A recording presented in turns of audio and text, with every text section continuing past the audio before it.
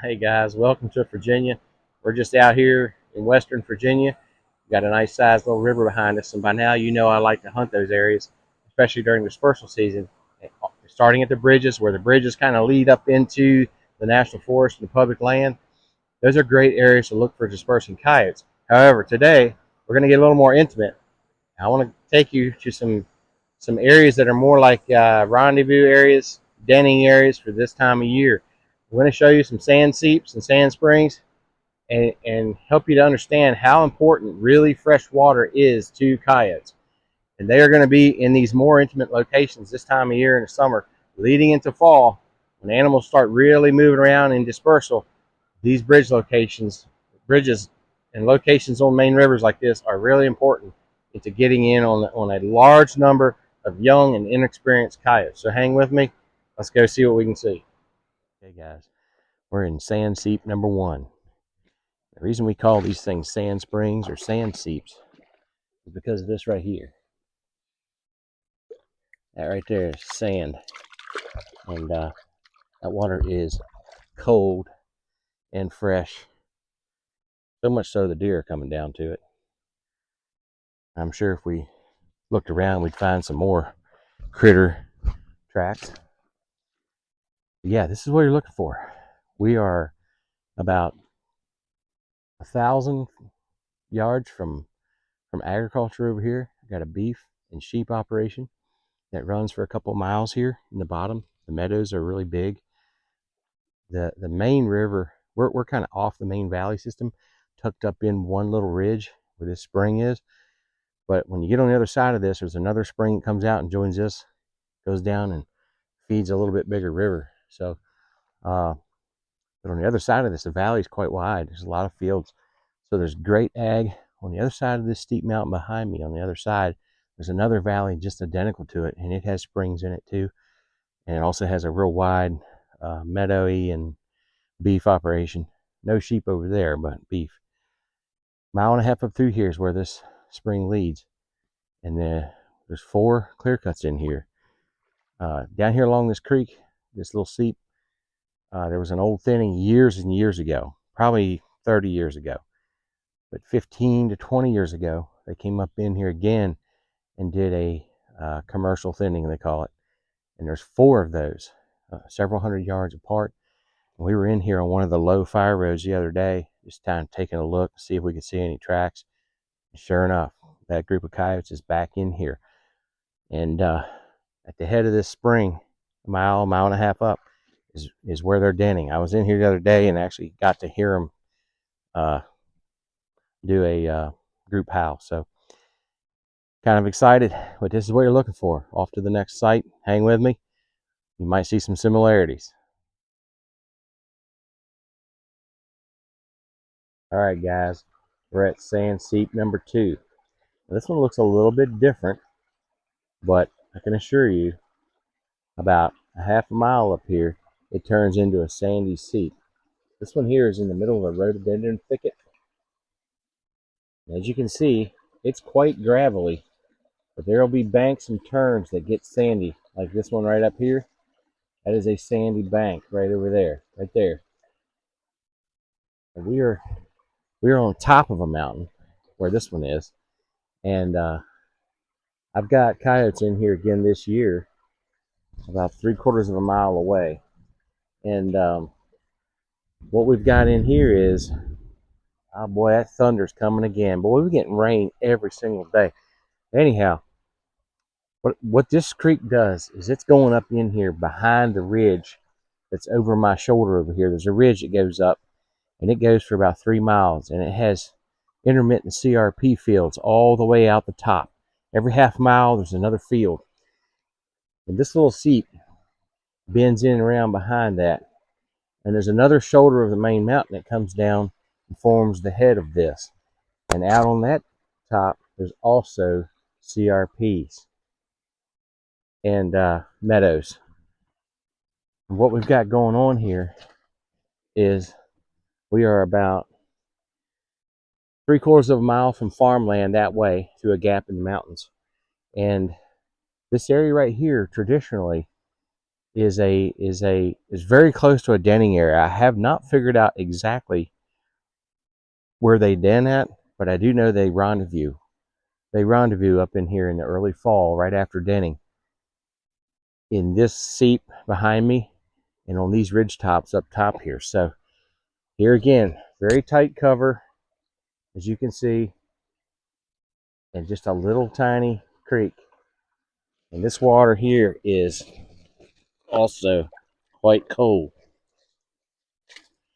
Down here, it's a little more gravel, but up in the last, I don't know, few hundred yards of this little creek, when it goes up and kind of shoulders into the main ridge, it gets kind of sandy and loamy up in there, and it's a spring that comes out of the ground. So, hey guys, we're out here for a second day to show you these sand seeps and sand springs. Yesterday, we got caught in a lightning storm up in the mountains and had to run for our lives, so decided to come out here again today. If you look up through here, right there is the first sandbank. Oh, I gotta go. This is another larger sand seep. All this white stuff here on the bottom is the sand. This is one of the largest sand seeps that I hunt. Where we're at right now is actually quite high on the mountain, almost near the top. And being a wet year, this thing is running pretty good. Normally it wouldn't be running quite this good, but this one here never ever runs dry. Even on our driest years, there's always water here. So what we got, again, we got several clear cuts out the ridge here. We got some controlled burn areas for about 6 miles that way, and there's some interspersed clear cuts in there. We are about 3/4 of a mile from the ag land. There's some poultry houses and some beef operations down here in the main valley, and we're just tucked up in where the fire roads and this sand seep becomes more of a creek and heads on out into the main river. So pretty high elevation here, actually, at least 1,000 feet higher than the main valley bottom out by the big river. And there's probably another 500 feet of elevation above where we're standing. And this is a very long running mountain that's very narrow and linear, and it has gaps every 3 or 4 miles. And those gaps are where these little springs come out. And that's kind of what leads the coyotes up in here into the mountains. But the best places to find coyotes up in areas like this are where the clear cuts and the CRP fields and that kind of stuff. So here again, hopefully you're starting to see a pattern of how close to ag we are, but also how remote we are. And this is a very, very thick mountain. There's sections up here where the one group of coyotes likes to yard up. It is a laurel thicket, and it runs for probably a mile in on the west side of the mountain up here. And I've hunted deer in here, and every year I hunt deer in here, I hear them. They're up there right before dark, you know, howling and group howling and whatnot. So I was on some of the lower fire roads in here about a week ago, and yeah, it's just loaded with tracks. So this area with this big of a spring that has several branches that go off up into it has several family groups in here. So yeah, take a look at what I'm using, what I'm seeing. What in your area looks similar to this? We're here in Virginia, and we're hunting the Blue Ridge and the Alleghenies. And yeah, I'm sure in your neck of the woods, if you're here in the east, you got something that looks similar to this. So all right, we're off to the next one. Hey guys, you can see we're at the last location.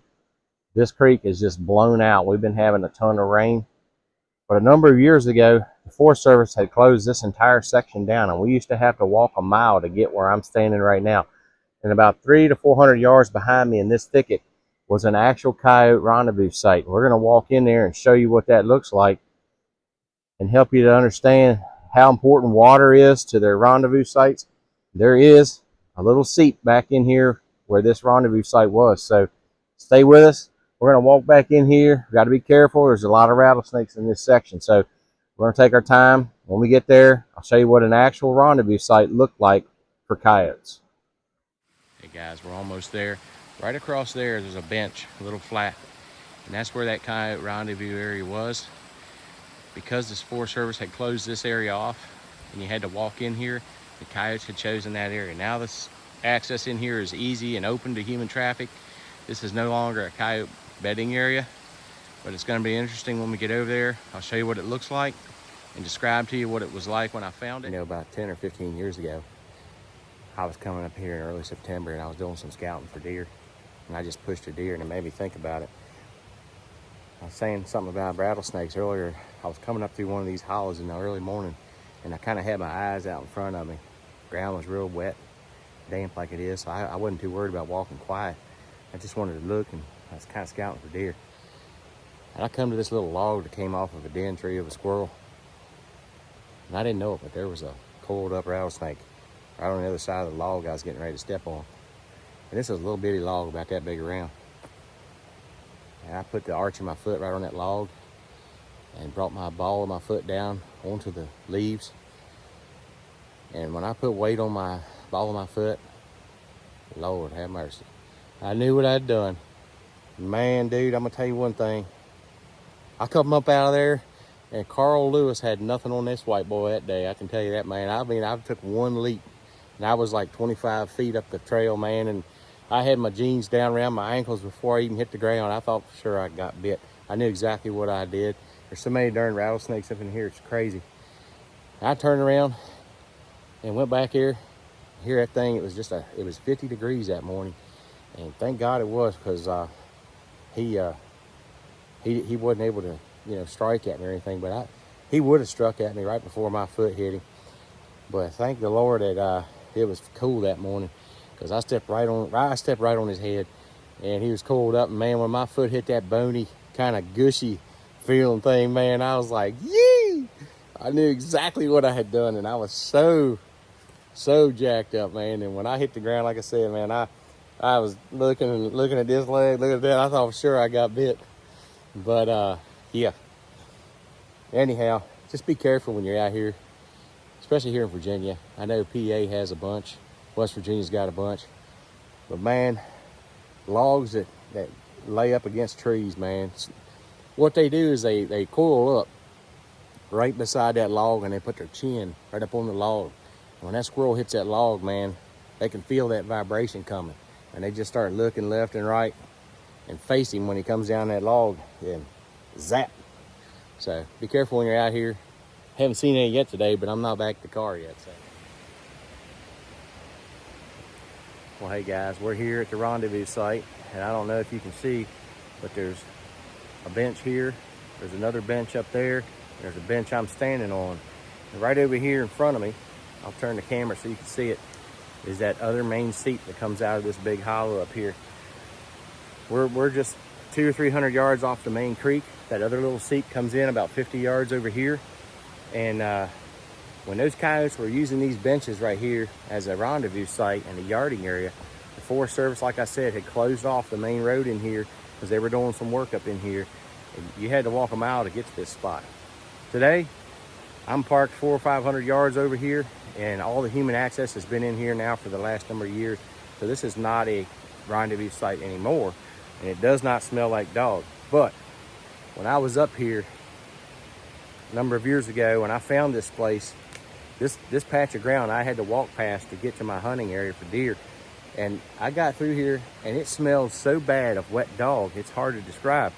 But it kind of reminded me of an old coon hound's armpit. I mean, it just stank like wet dog in here. And I thought, well, what in the world would make a piece of ground smell like dog?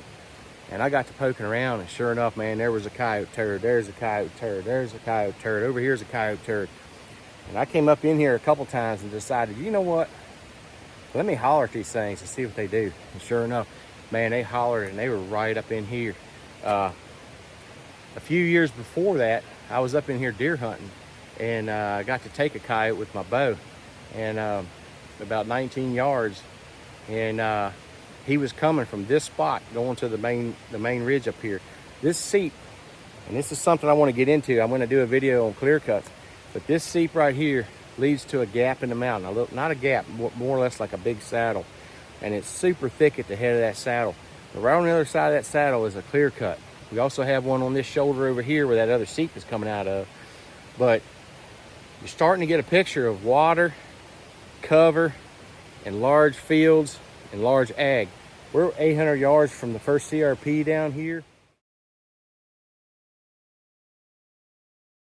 It runs for probably most of a mile, and then you get into like rural farmland areas. There's some beef cattle and some hogs down in there, and there's also some poultry down there. So yeah, hopefully you're seeing some things that will help you figure out where you need to go next year or this year and start looking for these coyotes. And hopefully you'll see something that'll trigger something in your mind as to what it is you need to do to start looking and finding these coyotes, not only on your hunting grounds that you're used to, but other public hunting grounds. So stay with us. We're working on a video about clear cuts, how to find them, how to choose the right ones, how to go about setting up on them, what to look for as far as what makes a good clear cut in the coyote's mind. So yeah, be looking for that video coming sometime here this fall.